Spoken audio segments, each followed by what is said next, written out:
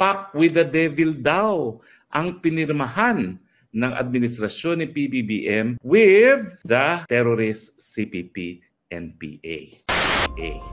Yan po ang binitawang mga maanghang salita ni VP Inday Sara Duterte. Ito yung kauna-unahang panahon na kinontra talaga ni VP Sara ang pulisiya ni BBM.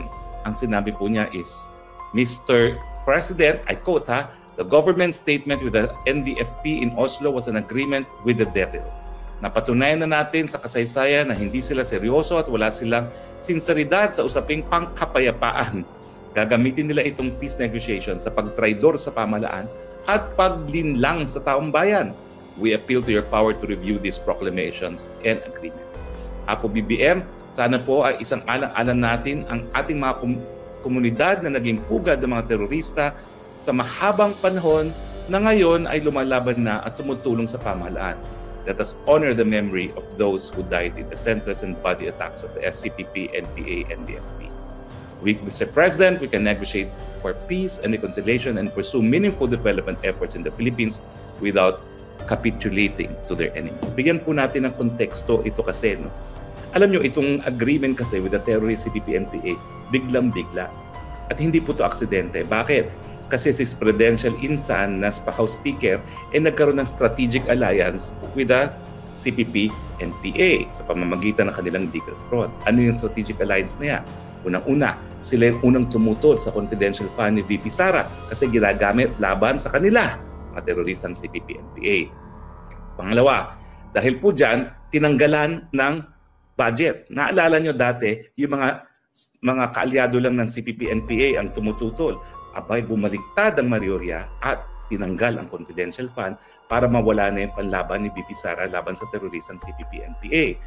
Matapos yan, yung mga kakampi ng teroristang CPP-NPA, sila rin yung nagsabi na baka merong impeachment. Kaya nga po, miski nagsalita na si PBBM, feeling president yung isa, baka hindi pa rin po tapos yan. Baka matuloy pa rin yan. Tignan po natin ang mga pangyayari. At ngayon naman po, ang tinutukan nila ay yung SMNI.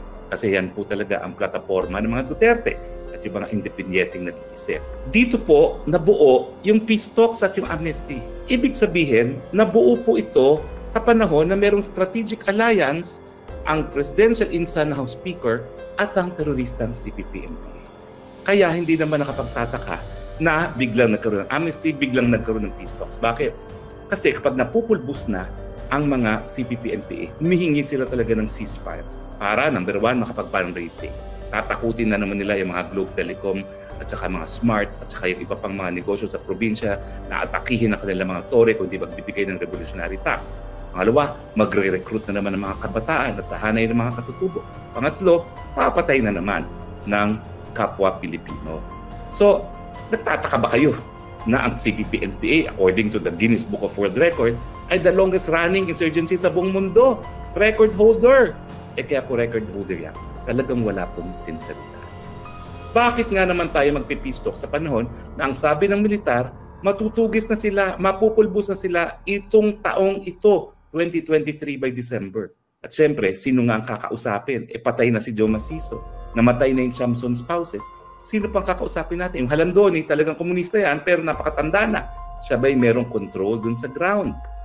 Ang napatunayan naman ni VP Sara nung siya'y mayor, ang pinaka-epektibong pamamaraan para magkaroon ng kapayapaan sa panig ng teroristang CPP-NPA ay yung localized peace talks.